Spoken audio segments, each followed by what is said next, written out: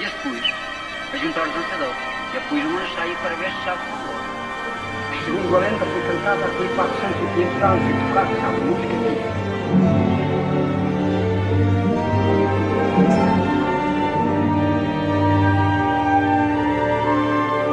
Terreiro de la Llengua 25, um podcast da Associação de la Llengua e Cultura Mirandeja. 100 anos. Hoje festejamos os 100 anos del Padre Zé. Nasceu em Siqueiro a 18 de novembro de 1920. Foi dos primeiros siqueiranos a fazer a quarta classe e o primeiro a ter um curso superior. Foi professor, escritor e poeta. Zdenino que ganhou a manha de ler e de escrever, coisa que ainda agora faz com codícia e saber.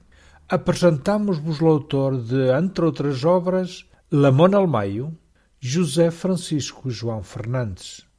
La bona alma, que em cada conversa sentimos a língua mirandesa a venir a la flor, por muito machacada que tenha sido durante tanto tempo. Arrimai-vos a este terreiro. Em mirandês, eu aprendi aos 4 anos e farei até os 12. Desde os 12 para cá, já farei a fala portuguesa, que lhe chama a fala fidalga. Então, desde que fostes para a escola, nunca mais falestes mirandês? Sim, só raramente, às vezes, algumas palavras, mas nada. Porquê que não tornestes a falar mirandês? Havia algum impedimento ou proibiam? Não, eu estava com falar pessoas que falavam português, tinha que falar português. Mas nas férias eu falava português, porque fui a visitar o Sr. Abade disse, bom, olha, tu falas em português, esta fala não serve para nada, não falas como esta gente. E eu diziam que eu observar aquilo que me dizem, eu procurei falar em português, mas no fim já falava meio português, meio mirandês. Então fui lavado que vos deixo para não tornares a falar a língua. Sim. Quando vós escrevistes as contas que estão na Mona Almaio, vós essas contas escrevistes-las em português. Português, sim. Sim, mas pensestes-las em mirandês, não pensestes? Eu escrevi em português, mas estava a falar de coisas de Miranda. As coisas de Miranda. Da terra. De la terra. Aquilo seria la terra a chamar por vós ou vós a querer registrar as coisas de Nino? Eu tinha de falar de coisas que me aconteciam. Não ia inventar coisas que não me aconteciam. E então o que aconteceu foi isso no tempo em que era pequeno. Aconteceu tudo isso. Os acontecimentos da terra. Então tens boa memória destes tempos, Sr. Padre? Memória? Sim.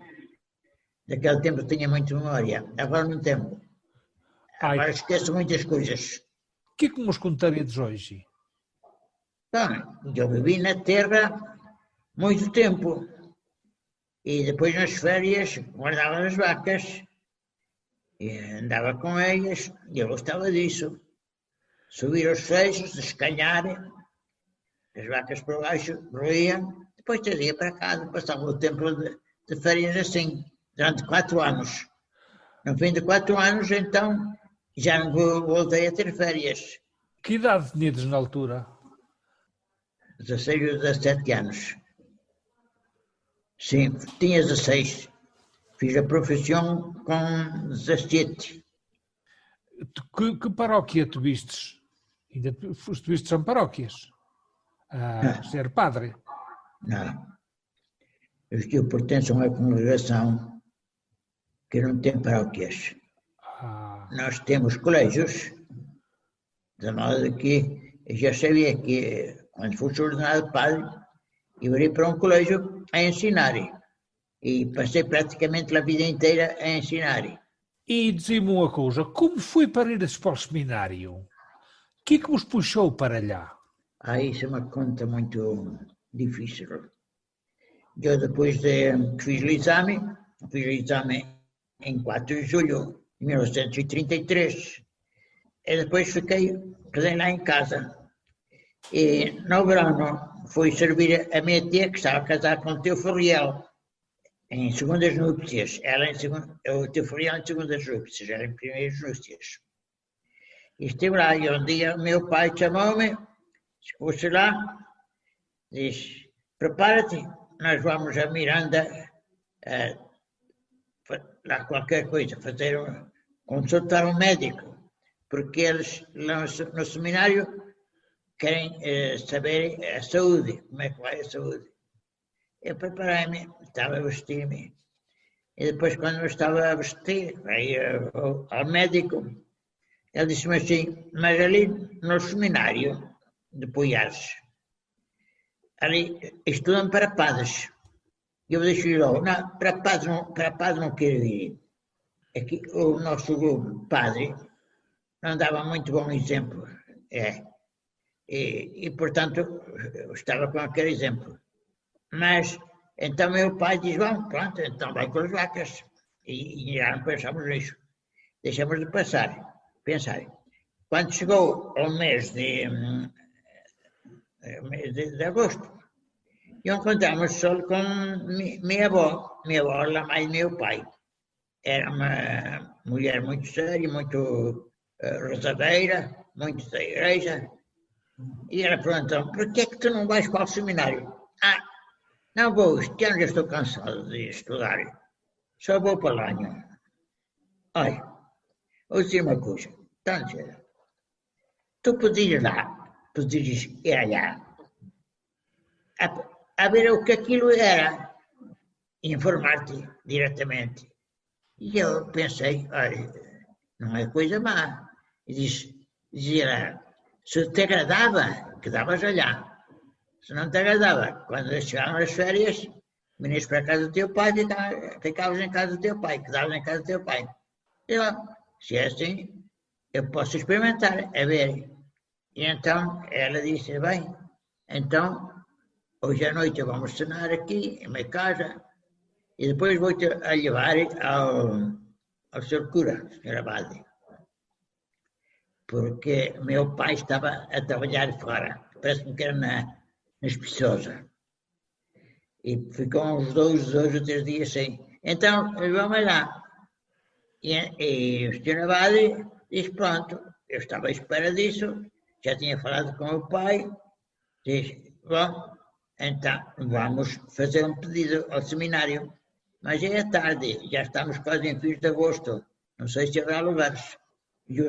Sim, vamos então experimentar. Ele experimentou e depois de uns 15 dias disse-me que me aceitavam lá no seminário. E pronto, preparei-me, disseram-me do seminário que devia levar, a roupa que devia levar, etc. E quando chegou o tempo de entrar lá, foi no dia 10 de outubro de 1933. Quando cheguei ao seminário, vi que era um mundo totalmente diferente do outro mundo. Totalmente diferente. Na Terra, os homens só se moviam por interesses. Se não houvesse interesse, não faziam nenhum favor. É tudo assim. Mas ali não. Ali via que eles falaram conosco. Encontrei lá um assistente, chamava-se Valentim, alto, bem pessoal. Ele falava com os meus companheiros, quase tu a tu. Brincavam, falavam. Diz, bom, isto agrada-me. Não é como lá na Terra. O professor não fala com os alunos, só fala nas aulas e às vezes nem sequer fala. Quando ele passa e vê que estão a fazer um erro, dá-lhe uma pescoçada e pronto. E depois é que ensinava. Mas ali no seminário não. Assim, no seminário. Então, estive a ver. Bom, eu aqui agrada-me. Fico cá, já não saio daqui. E só se me mandaram embora. Se me mandam embora, pronto, paciência. Mas daqui já não saio. É que dei lá aquele ano inteiro. Tudo nas notas, Eu estava sempre atento naquilo que diziam, estive nas notas e vim para casa. E depois o meu pai perguntou-me, então, queres continuar no seminário? Quero, sim. E continuei. Por aí. E gostastes? Gostei muito. Era um mundo totalmente diferente e pensava que não havia um mundo como aquele. Todo desinteresse, todo sempre para agradar as pessoas, né? E nós também para agradar lá aos superiores. Era uma coisa assim interessante. E então, e a partir de onde, que pois, quando veniste de férias, portanto, nos primeiros 4 anos, só ides pelas vacas, praticamente. Sim, era o meu trabalho. Era o E vosso era esse trabalho que eu gostava. Vós Se calhar ainda vos tocava chegar de algumas vezes. Estudar? Chegar. Não. Ah, não. Quando eu vinha, já a chegada estava feita. Ah, Às vezes ainda não estava acarretada. É preciso acarretá-la pelas eiras. Mas outras vezes já estava feita. Alguns anos eram mais apertados. Outros anos eram mais relentados. olhei que eu estou muito contente por falar com vós. Sim, Sim. eu também estou contente. Sabeis porquê? Sim, Por várias coisas. E tenho muita proa nisso. Sois uma pessoa sabida, esclarecida, sicuirano, mirandês e falais a nossa língua. E há aí uma coisa muito mais importante. Estais a fazer 100 anos e uma vida inteira. E sobre isso eu gostaria de vos perguntar duas coisitas. sim. Portanto, nestes 100 anos, como vós sabeis, muita água manou nas fontes que servem ao Ribeirico de Siqueiro. O mundo mudou-se. Aonde é que notestes mais mudanças? Houve umas mudanças tão grandes que de um século para o outro. Eu tenho 100 anos, vou fazer 100 anos, um século para o outro. Imagina que nos anos 1920 e 1930 eram uns anos tão apertados em todo o mundo que praticamente não se podia viver. As nações cerraram-se todas e não se podia passar de uma nação para outra, a não ser com dificuldades. E não podia haver comércio. Se nós íamos à Espanha, não podíamos levar nada connosco. Se a gente levasse meia dúzia de ovos, porque naquele tempo não havia dinheiro. O que havia eram as coisas, os ovos. Não havia ovo. E então, eles pegavam neles e taca. Era tudo, era fiscalizado. E não se podia fazer nada. Ora, aconteceu uma coisa em que eu tenho pensado muitas vezes. Penso que foi em 1928, 29 e 30, faltou o dinheiro em todo Portugal. Isto é, acabaram as moedas em metal. E então, fizeram dinheiro todo em papel, até um tostão, meio tostão, que eram as duas moedas mais baratas, até isso era tudo em papel. Uma vez minha mãe mandou-me 3 de Constantino, olha que coisa, e depois a comerciante disse-me assim, bom, parece-me que tenho que tornar 2 tostões, não sei se um tostão ou 2 tostões, deixa eu ver, eu vou meter aqui neste bolso de cima, de modo que não se percam. Meti os carros de cima e não toquei neles. Cheguei à casa da minha mãe, fui entregar os trocos, peguei naquelas moedas que eram papel, e só saíram farrapos. E lembro que ela pegou um pedaço de farrapo e disse, quando for valer este farrapo, talvez meio tostão, não sei. É assim, andava tudo esfarrapado. Mas lembro que aquelas moedas, que eram em papel, traziam uma figura muito alta na entrada. Parecia muito alta, não sei quem era. Eu não tinha curiosidade de saber quem era. Mas, e eram assim um pouco amareladas, entre amarelas e avermelhadas. Era isso que se encontrava. Imaginem como é que foi esse mundo entre uma guerra e outra. E depois, entre 1930 e 1940, eu estava já no Estoril e tinha alguns companheiros que eram italianos e todos diziam que a terra melhor do mundo era a terra deles.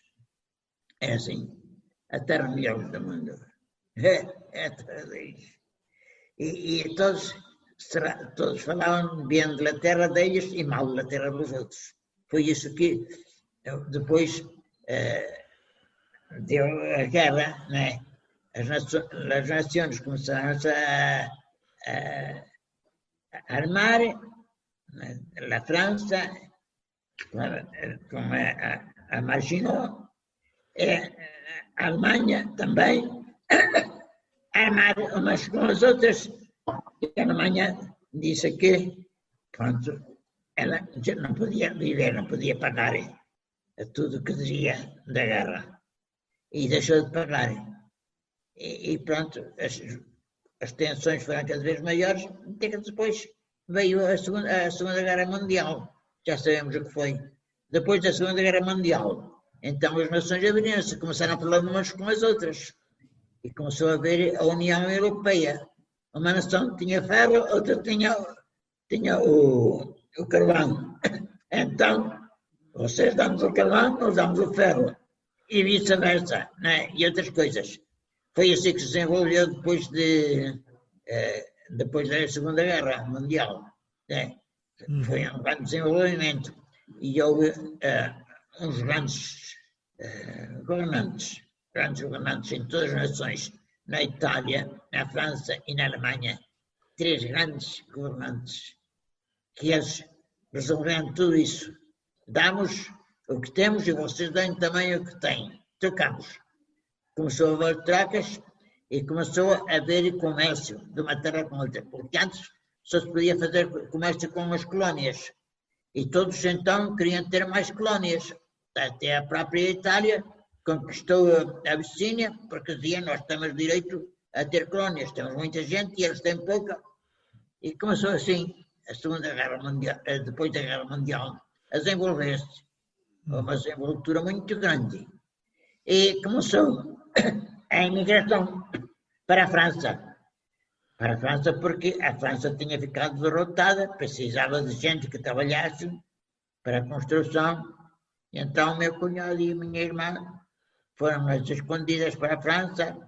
Lá, os franceses, quando os viram passar, viraram as costas, deixaram passar embora, porque sabiam que venham cá ajudar-nos. E foi assim que eles ganharam para fazer uma casa em Sicuiro e depois voltaram para Sicuiro novamente. A maneira de pensar da gente demudou-se ou quedou mais cerrada nela, mais egoísta? Egoísta foi antes da Segunda Guerra Mundial. Depois da Segunda Guerra Mundial houve uma abertura que foi uma coisa extraordinária. Extraordinária. Todos podiam emigrar, claro, também havia às vezes licenças para emigrar, mas eles foram lá, mesmo sem autorização, às vezes com passaporte falso, um bilhete de identidade falso, e depois vinham para cá, tinham que endireitar as coisas, voltavam já com elas direitas, voltavam outra vez a emigrar. Mas que depois foi uma vida totalmente nova. Então, partindo dessa coisa, e como vós, no verano, quando íbades a Sicuiro, gostávades muito de dar os vossos passeios, o que fazeríades hoje se fôssedes de Sicuiro até Mobeiros? Eu fui muitas vezes a Moeiros depois. Fui muitas vezes a comprar coisas e falar também com aquela gente de Moeiros. Lá tínhamos um padre que era muito simpático. Tomei conhecimento com ele.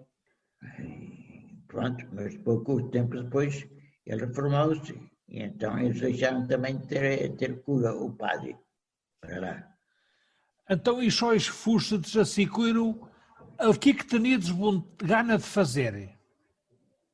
Porque se fosse essa coisa, Qual era a coisa que tenias mais gana de fazer em Siqueiro hoje? hoje em coisa não tenho nada.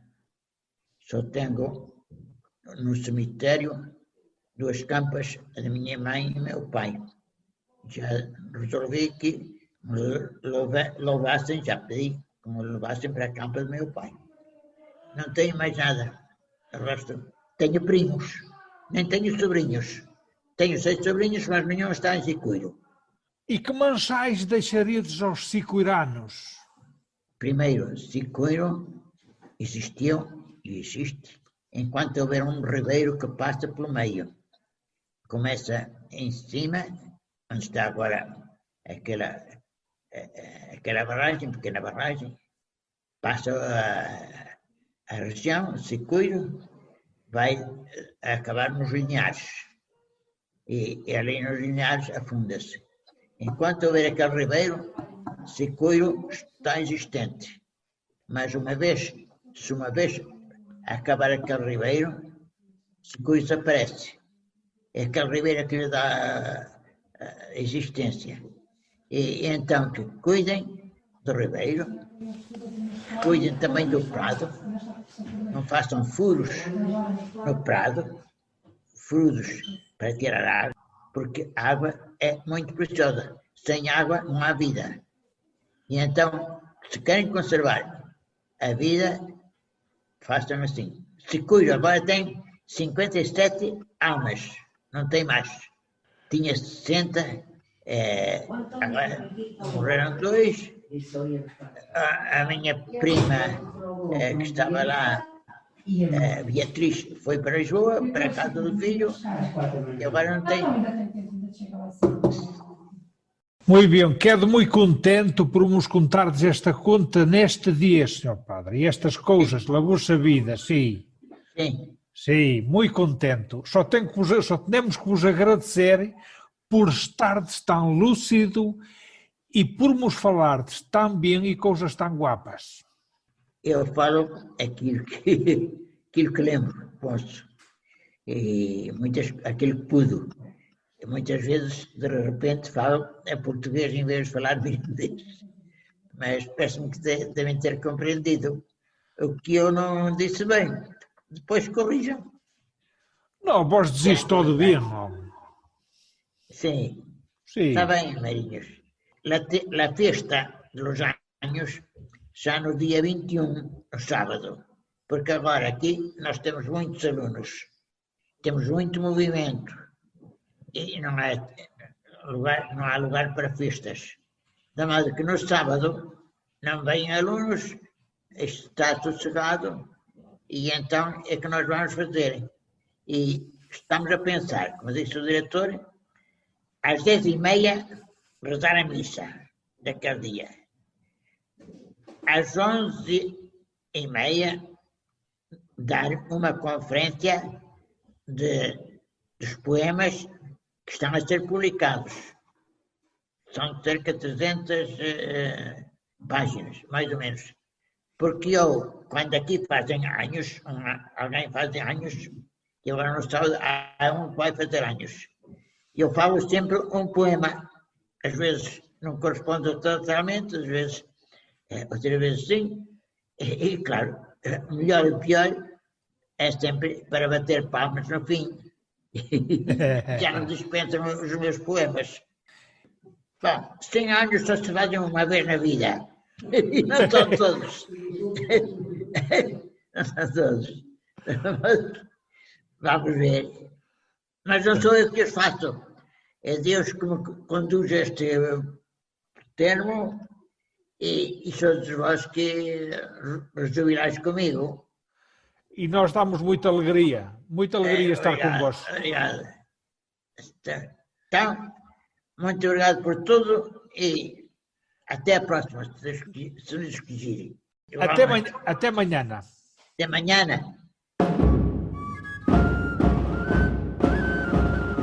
Porque a língua vai para onde a levarmos e porque todos temos sempre uma alhona para contar.